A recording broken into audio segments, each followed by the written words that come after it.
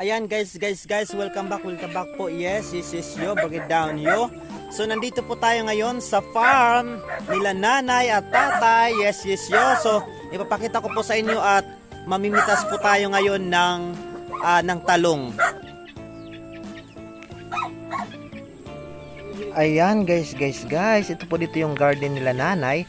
At ayan nga po, yes, namunga na nga po yung kanila mga tanim po ditong mga talong. Ayan guys, mahigit 1,000 puno po yung mga talong dito. At nakakalungkot lang po dahil hindi po masyadong matataba po yung mga tanim nila dito. Dahil nga po sa sobrang init po ng panahon. At syempre guys, dahil sa sobrang dami, hindi po masyadong naaalagaan sa pagdidilig. Dahil nga po, ayan, sobrang init po dito ng panahon at napakarami po ng tanim. Ayan guys, meron din po kami ditong lemon. Ayan oh, may mga bunga. Syempre, pinipitas namin yan at masarap yan sa ilagay sa tubig, gawing inumin. Ayan guys, meron din po mga tanim na sitaw. At ayan guys, yan po yung kabuuan oh. Ang lawak po at meron din po kami mga tanim ditong pakuan. So guys, tara, libutin natin dito guys. Ayan oh, ang gandang tingnan dito sa ilalim. At ayan, kasama ko si nanay. For today's video, ako muna yung kanyang videographer. Habang naman yung nanay ko na nagpariband, ayan, mamumudo po siya ng taron.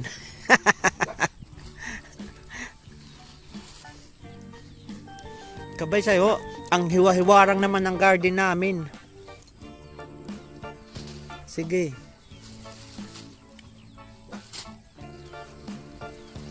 Di mo ginaubos ang bunga sa kada puno. At saka baka dumulo. Dumudulo ba yung taron? Ayan, 3. At sa akin, mga tagpera kabungos. 7. Grabe. Kunti lang. Guys, ayan oh. Ang lawak-lawak.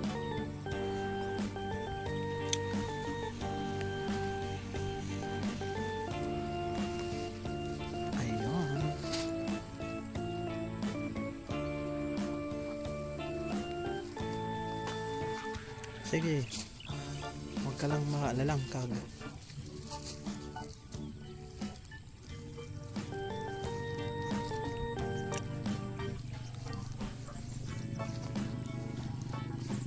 Kaluwag sinda sa distansya.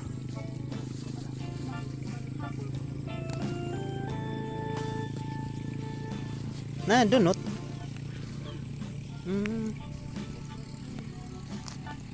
Sobra kasi ang sobra yung huraw ngayon dito sa summer eh. Tawag dito, sobrang init po ng panahon kaya po medyo yung mga talong natin ay hindi matataba. Pero malay nyo naman baka humabol pa yan. So, ayan, ito po yung pakwa namin oh.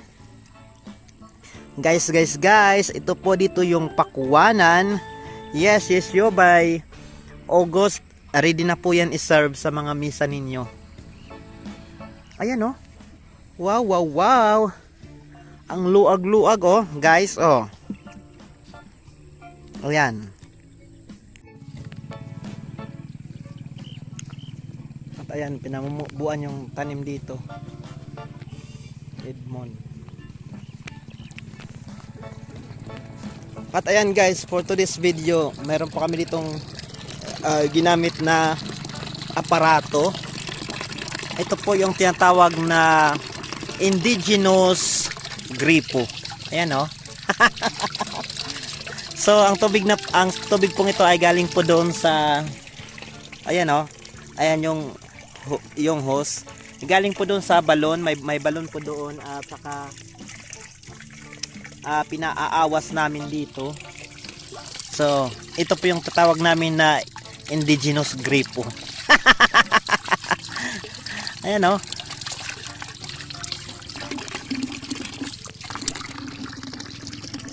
Ang luag-luag talaga. Grabe guys. Mahigit po yan 1,000 puno na talong. Medyo mga tawag dito, medyo mga payat dahil sobrang init po ng panahon dito. Kahit dinidiligan po, napakainit po talaga ng panahon. Kaya ayan, medyo yung mga tanim naming talong dito ay hindi masyadong matataba. Pero syempre, hoping and praying na makarecover dahil yung talong naman ay mahaba naman yung buhay. Umaabot po yan ng mahigit 1 taon. Oo. Pero kami po ay hindi po namin pinaabot dahil kapag rainy season, nagtatanim po kami dito ng palay. So hindi po namin to pinapatay. Kinakatay na po namin. Nirarabas na po namin kapag rainy season na po. Yes guys. Ayan, nandito din, mayroon din po dito tanim na tawag dito itong sitaw. Ayan guys, oh. Hindi pa siya masyadong mahahabog. Pero ayan, may mga ano naman to, may mga bunga-bunga. Ayan, oh, may ano na. Pero medyo kuruto pa mga to eh. Ha? At ayan, oh. Yan po yung mga kalabaw namin. Hi kalabaw. Ayan, oh. So ang ganda po ng buhay dito sa probinsya. Guys. Mga rabaw katat. Ayun. So ayan na po yung nanay ko. Nga paidagad man makarecover man ini mga taron, mga kuan. Mga nano kasi ni sanuran, mga tuyo. Ay sansudang, sanhuraw, mamagmara na.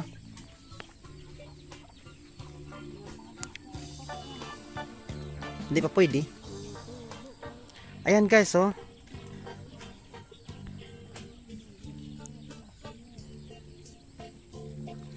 Shoutout kay Ed mo na yun, oh. Yung kapatid ko na nandoon na mumukbo. Ako po yung madalas na duty dito eh.